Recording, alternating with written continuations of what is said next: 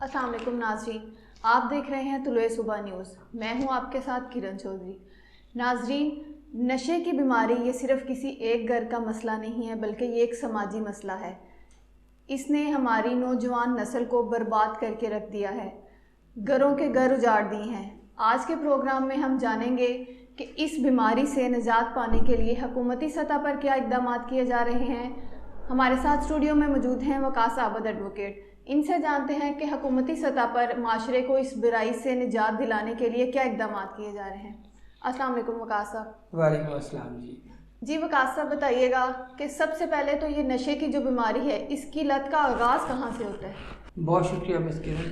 देखिए, जो नशा है, मैं समझता हूँ कि ये एक बीमारी है जो इंसान को आम तौर पे तन्हाई से स्टार्ट होती है, नज़रअंदाज किए जाने से स्टार्ट होती है, बुरी सोबत से स्टार्ट होती है। देखिए, मैं पहले भी अपने प्रोग्राम में वाज़ेह कर चुका हूँ, जब वालिदैन अपने बच्चों को अपना बेहतरीन दोस्त नहीं बनाएंगे तो कोई बाहर से बुरा आदमी उनको अपना दोस्त बना लेगा। और जब वो बुरे आदमी के साथ, किसी बुरे शख्स के साथ उनकी कंपनी होगी तो वो उसे ऐसी ही सोसाइटी की तरफ आगे लेके जाएगा। अगर वालिदैन अपने बच्चों के साथ प्यार मोहब्बत, उनके साथ अटैचमेंट और उनके साथ लाइजोनिंग ऐसी रखें कि बच्चे की हर रोज़ की, हर वक्त की एक्टिविटी की वालिदैन को खबर हो, तो हम अपने बच्चों को इस बुराई की, इस लत से महफूज रख सकते हैं। होता ये है कि आम तौर पे वालिदैन के और बच्चों के दरमियान जब गैप आता है, वालिदैन को पता ही नहीं होता कि मेरे बच्चे के कौन दोस्त हैं, स्कूल में क्या हुआ, कॉलेज में क्या हुआ, यूनिवर्सिटी में हमारे बच्चों की कंपनी कैसी है। हम तवज्जो नहीं देते, हम अपने मामलात में मसरूफ़ रहते हैं या नज़रअंदाज कर देते हैं टाइम होने के बावजूद। तो बच्चे जो हैं, फिर जब ऐसे लोगों की सोबत में जाते हैं, उनको नहीं पता चलता कि वो कैसे किस बुराई की तरफ आगे बढ़ रहे हैं, और आहिस्ता आहिस्ता करते करते जो है वो एक अजाब की सूरत में बच्चों पर मुसल्लत हो जाती है और बच्चे इसमें मुब्तला हो जाते हैं। बाज़ औक़ात ऐसा भी देखने में आया है, जब किसी के साथ कोई इंसिडेंट हो जाता है और उस इंसिडेंट होने के बाद उसको कोई ऐसी कंपनी नहीं मिलती, उसको साइको सोशल सपोर्ट की ज़रूरत है, नहीं मिलती, तो वो अपने आप को तकलीफ़ देने के लिए नशे की तरफ लग जाता है। बाज़ औक़ात अपने आप को सुकून देने के लिए लोगों से सुना के कि इससे जो है ना सुकून मिलता है, तो वो उस तरफ राग़िब हो जाता है। तो ये इसकी मुख्तलिफ़ वजूहात हैं, लेकिन मैं समझता हूँ कि सारी वजूहात एक तरफ, अगर वालिदैन अपने बच्चों के साथ ऐसा रिलेशन रखें कि बच्चे के और वालिदैन के दरमियान ज़रा बराबर भी स्पेस ना हो, तो बच्चों को हम महफूज रख सकते हैं। तो कोई रिसर्च है इस तरह की कि पता चल सके कि किस एज के बच्चे हैं वो ज़्यादा इस नशे की बीमारी में इन्वॉल्व होते हैं?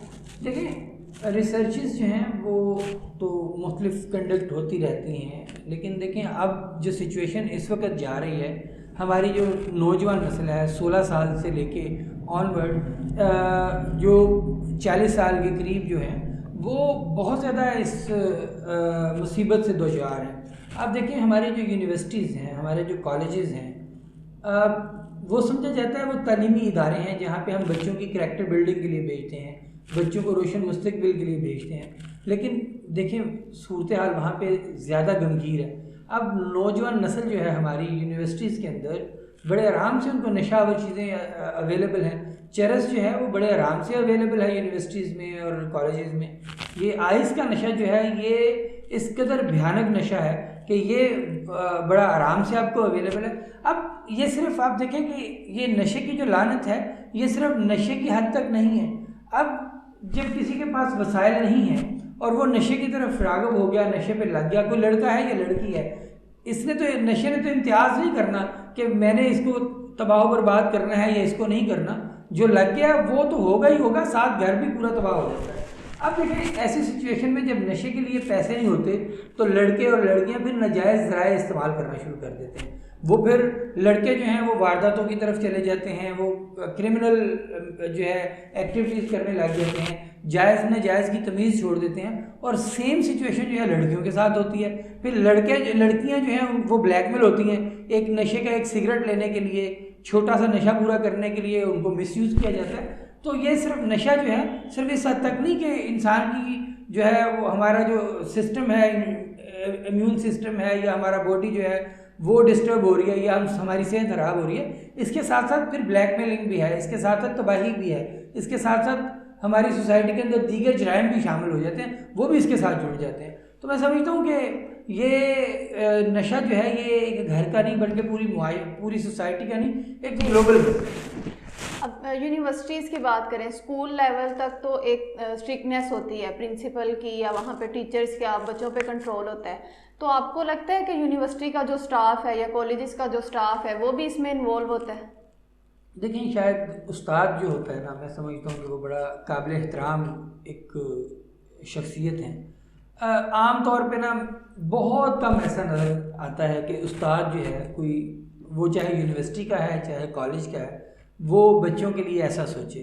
असल में कॉलेज के अंदर कुछ जो है ना और अनासर ऐसे आ जाते हैं या उस तरह की वहाँ पे सख्ती नहीं होती, बिल्कुल सख्ती नहीं कर पाते असातिज़ा वहाँ पे, जो प्रोफेसर हैं वहाँ पे, कॉलेज एडमिनिस्ट्रेशन या यूनिवर्सिटी एडमिनिस्ट्रेशन उस लेवल पे सख्ती नहीं कर पाती, क्योंकि वहाँ पे इनकी स्टूडेंट्स की अपनी स्ट्रेंथ होती है। कुछ जो लोग इस तरह का बिजनेस करते हैं वो पॉलिटिकली बड़े, उनकी बैकग्राउंड स्ट्रॉन्ग होती है, उनके लिंक्स होते हैं माफियाज़ के साथ और आगे फिर लॉ एनफोर्समेंट एजेंसीज़ के साथ, तो वो ज़्यादा मजबूत होते हैं, उनका बड़ा इन्फ्लुएंस होता है। तो फिर इस सारी सिचुएशन में वो जो है ओवरऑल बच्चों के लिए काफ़ी भयानक सूरत हाल जो होती है वो तेज़ी से बढ़ जाती है। तो नशे की इस लत का उस इंसान के दिमाग और उसकी सेहत पे क्या असर होता है? देखें, आप नशा जो है ज़हनी तौर पे इंसान को लागर कर देता है, जिस्मानी तौर पे इंसान को लागर कर देता है। आप देखें सड़क किनारे, अब आप ये लाहौर में आप सराउंडिंग्स में देख लें, नशा जो है ये इंजेक्टेबल ड्रग यूज़र्स हैं, ये आइस का नशा करते हैं, हेरोइन का नशा करते हैं, चरस और अफीम का नशा करते हैं। तो जो नशा करने वाले लोग हैं ये सड़कों पे गिरे पड़े होते हैं, इनको होश ही नहीं होता, इनको जायज़ नाजायज़ का तमीज़ नहीं रहती। आहिस्ता आहिस्ता नशे की इंटेंसिटी इतनी बढ़ जाती है कि नशा करने के बाद इनको अपने फैमिली मेम्बर्स तक का नहीं पता चलता, और फिर जो रिश्ते नाते जो हैं उनका तकद्दुस एहतराम हर चीज़ ख़त्म हो जाती है।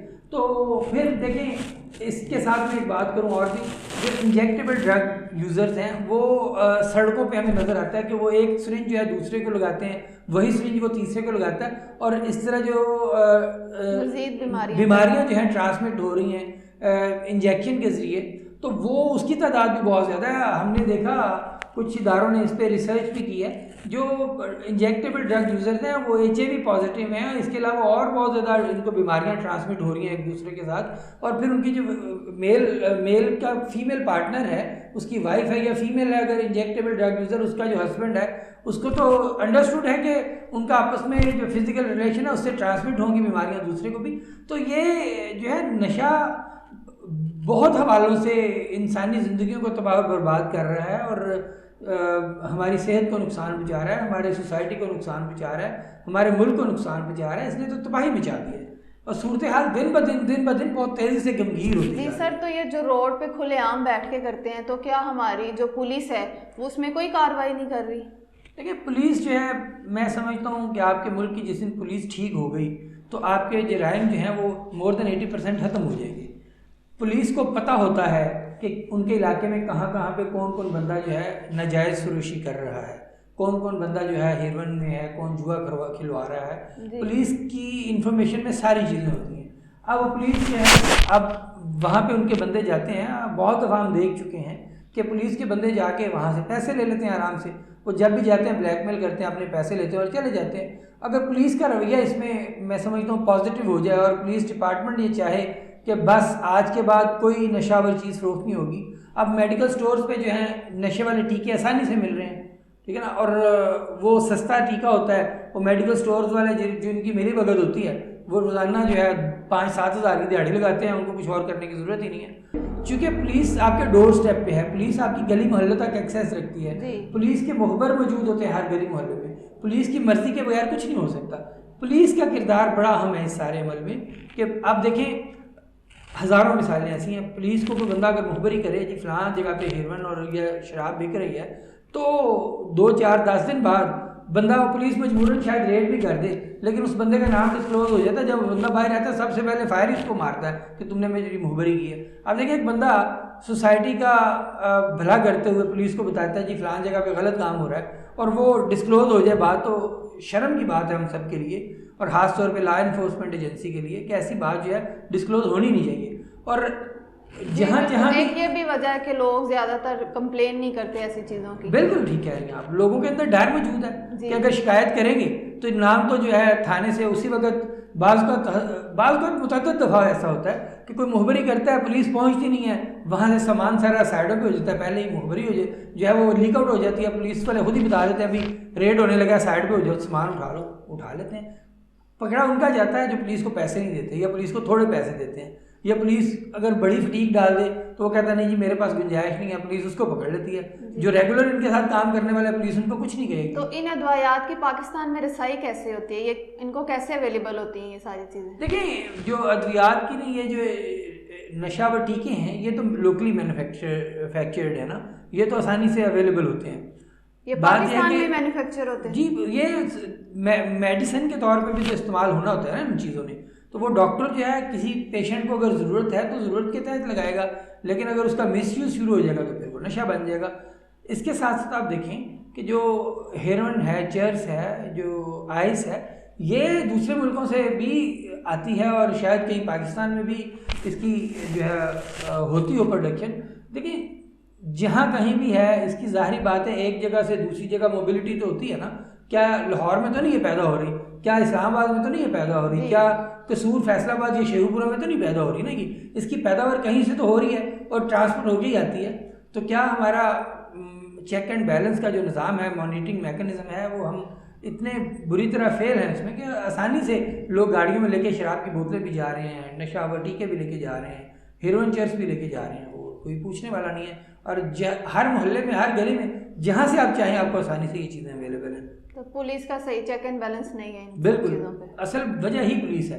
देखिए हमारे मुल्क में नारकोटिक कंट्रोल के हवाले से कवानीन मौजूद हैं और सख्त कवानीन हैं, लेकिन कवानीन पे अमल दरामद करवाना है पुलिस ने। जब पुलिस जो है इस्तिगासा कमज़ोर रखेगी, पुलिस की आप 100 FIR उठा के देख लें जो इसकी नारकोटिक्स के हवाले से है, उसमें स्टोरी एक ही होती है, वही 4 लफ्ज़, सिर्फ नाम तब्दील होगा या ग्राम, किसी में 1000 ग्राम है, किसी में 1500, किसी में 800 ग्राम है, ये चीज़, बाकी सारी स्टोरी इनकी सेम होती है। पुलिस डिपार्टमेंट के जो लोग हैं वो ऐसे कामों की तरफ तवज्जो भी नहीं देते कि हमने इसको जड़ से ख़त्म करना है, फॉर्मेलिटी पूरी करते हैं, वो 4 लफ्ज़ वही रटे रटाए लिखे और जो है ना वो आगे भेज देते हैं। सर पुलिस को तो माशरे से बुराई ख़त्म करने के लिए रखा जाता है और वो खुद ही बुराई फैलाने का एक बहुत बड़ा जरिया बन रहे हैं। जी जी, ये बात ठीक है। मैं फिर वही बात है कि अगर पुलिस चाहे तो ये एक दिन में सारा ख़त्म कर सकती है, पुलिस सख्ती कर दे तो हर चीज़ मुमकिन हो जाती है। असल में पुलिस को तो रियासत कंट्रोल करती है। अगर रियासत जैसे प्रोविंशियल गवर्नमेंट है, 4 सूबों की पुलिस जो है, अगर वो डिसाइड कर ले कि जिस इलाके में एक नशावर इंजेक्शन भी फ़रोख्त हुआ या बिका या पकड़ा गया, उस इलाके के SHO के खिलाफ 9C का पर्चा होगा, देखें कैसे मुमकिन है। उस इलाके के SHO को अंदर दे दें। यहाँ पे 2 किलो चरस पकड़ी जाती है तो मुल्ज़म पे डाली जाती है 600 ग्राम, वो 1.5 किलो चरस ही पुलिस वाले खुद भेज जाते हैं। ऐसी कई एग्जाम्पल्स हैं।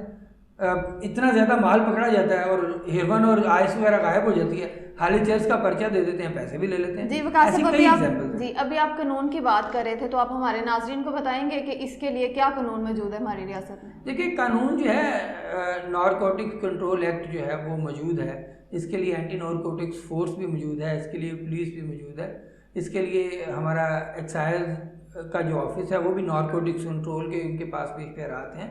कवानीन की कमी नहीं है, असल मसला है इम्प्लीमेंटेशन का, और इम्प्लीमेंटेशन के लिए पुलिस की तरफ से या नारकोटिक्स फोर्स की तरफ से जितने मजबूत इकदाम किए जाएंगे, जितने स्ट्रिक्ट एक्शंस लिए जाएंगे, हम उतना ही बेहतर अंदाज में इन चीज़ों पे कंट्रोल कर सकते हैं। ख़ास तौर पे मैं समझता हूँ कि हमारे अब तो गली मोहल्लों में, देहातों में, शहरों में हर जगह से नशा अवेलेबल है। हाँ, जो कंट्रोल करने की ज़्यादा सबसे पहले ज़रूरत है, हमारे कॉलेजेस को, यूनिवर्सिटीज़ को और सराउंडिंग्स को साफ पाक करने की ज़रूरत है। आप तो देखें फ़ोन कॉल पे आपको हर चीज़ अवेलेबल है, फ़ोन कॉल करें, इंटरनेट से सर्च करें तो आपको ऐसी चीज़ें मिल जाती हैं, आपको ऑनलाइन हर चीज़ अवेलेबल है, फ़ोन करें, बुकिंग देने बंदे आ जाते हैं। तो ये चीज़ें जो हैं काबिल अफसोस हैं हम सब के लिए। जी बिल्कुल, बहुत शुक्रिया वकास साहब। जी नाज़रीन, आपने आज का प्रोग्राम सुना। नशे की बीमारी ये एक समाजी मसला है और इसको रोकने के लिए हुकूमत, पुलिस के इदारों, सिविल सोसाइटी के साथ साथ हमें भी अपना किरदार अदा करने की ज़रूरत है। इस बुराई के खात्मे के लिए हम सबको मिलजुल कर कोशिश करने की ज़रूरत है। फिर मिलेंगे आपसे एक नए प्रोग्राम के साथ। अल्लाह हाफ़िज़।